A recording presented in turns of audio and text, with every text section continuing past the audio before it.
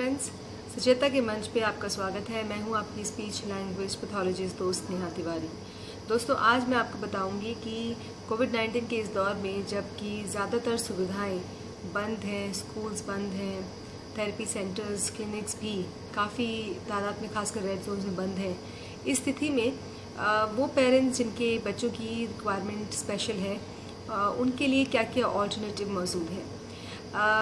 ये हम सब जानते हैं कि कोविड-19 के इस दौर में जो हमारे सो कॉल्ड नॉर्मल नीड्स के बच्चे हैं, उन लोगों को भी काफ़ी परेशानियों का सामना करना पड़ रहा है।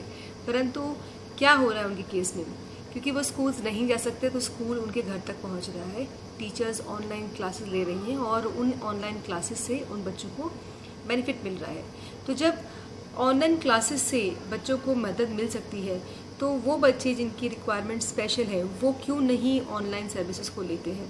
ऑनलाइन थेरेपी सेशंस को लेके क्यों इतना बड़ा मेंटल ब्लॉक है लोगों के दिमाग में। बहुत ज़रूरी है ये जानना हमारे लिए कि एग्जैक्टली ऑनलाइन थेरेपी सर्विसेज होती कैसे हैं। जिस प्रकार से आप थेरेपी सेंटर जाके सर्विसेज लेते हैं या थेरेपिस्ट आपके घर पे आके आपको सर्विस देते हैं, उसी तरह से ऑनलाइन सर्विस में सिर्फ एक टेक्नोलॉजी की मदद से अपने घर बैठे आप वो थेरेपी सर्विस ले सकते हैं। अब आप कहेंगे कि लेकिन वो इतनी इफेक्टिव तो होती नहीं होगी। ये एक गलत धारणा है हमारे मन में कि ऑनलाइन सर्विसेज इफ़ेक्टिव नहीं होती।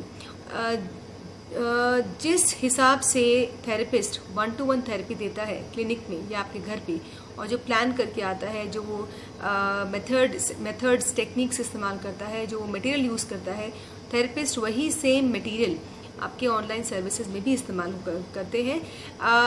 इनफैक्ट ऑनलाइन सर्विसेज में कुछ टेक्नोलॉजी बेस्ड लर्निंग का भी हम इस्तेमाल कर सकते हैं।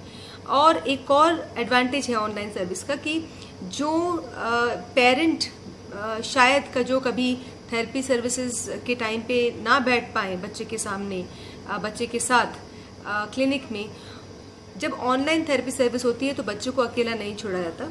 अगर बच्चा छोटा है तो जनरली पेरेंट होता है और वो थेरेपिस्ट की जो टेक्निक इस्तेमाल कर रहे हैं उन टेक्निक्स को वो ध्यान से समझता है, किस तरह बच्चा रिएक्ट कर रहा है, किस तरह उसका बिहेवियर मॉडिफाई हो रहा है, क्या उसका बिहेवियर मेजरेबल है, और किस तरह से इस बिहेवियर को आगे जनरलाइज करना है घर की सिचुएशन में ही, वो पेरेंट के लिए समझना बहुत आसान हो जाता है। तो मेरा मेन क्वेश्चन जो ये था कि अगर क्लिनिक्स आपके घर तक पहुँचे, अगर थेरेपिस्ट आपके घर तक पहुँचे टेक्नोलॉजी के ज़रिए, तो वाई नॉट। थेरेपी बिल्कुल ना हो, उससे बेहतर तो ये है कि कम से कम कुछ थेरेपी तो हो। और जब तक आप शुरुआत नहीं करेंगे ऑनलाइन थेरेपी सर्विसेज की, आपको उसके बारे में, उन थेरेपी सर्विस के बारे में कैसे मालूम पड़ेगा। पेरेंट्स के दिमाग में जो भ्रम है, जो भ्रांतियाँ हैं, जो धारणाएँ हैं कि नहीं ये थेरेपी सर्विसेज हम लोग नहीं अवेल करेंगे। अगर आप नहीं अवेल करना चाहते हैं तो एटलीस्ट थेरेपिस्ट से आप किसी भी ऑनलाइन प्लेटफॉर्म से जुड़िए, थेरेपिस्ट के संपर्क में रहिए, थेरेपिस्ट से आप गाइडेंस लेते रहिए टाइम टू टाइम, और होम ट्रेनिंग पे आप काम कीजिए। जब आप देखेंगे कि आपके लिए होम ट्रेनिंग भी उतनी ही इफेक्टिव है थेरेपिस्ट द्वारा, जैसे कि 1-to-1 में आप जब होम ट्रेनिंग प्लान लेते हैं, आपको मालूम पड़ेगा कि ऑनलाइन थेरेपी सर्विसेज, यानी कि आपका बच्चा जब बैठा हुआ है और थेरेपिस्ट स्क्रीन के उस तरफ है, तो भी कितनी सुंदर तरीके से जो थेरेपिस्ट है वो थेरेपी दे सकते हैं, आपके बच्चे की मदद कर सकते हैं। टाइम को वेस्ट मत करिए।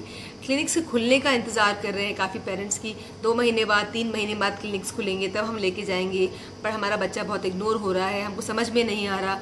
अगर नहीं आपको समझ में आ रहा है तो ऑप्शंस को थोड़ा सा एक्सरसाइज कीजिए। आपके पास एक ऑप्शन है, ऑनलाइन थेरेपी सर्विस एक ऑप्शन है, और बहुत सारे ऐसे प्लेटफॉर्म्स हैं जिनको इस्तेमाल करके आप ऑनलाइन थेरेपी सर्विसेज को अवेल कर सकते हैं। तो प्लीज़ ऑनलाइन थेरेपी सर्विस को अवेल कीजिए, अपने बच्चों की मदद कीजिए।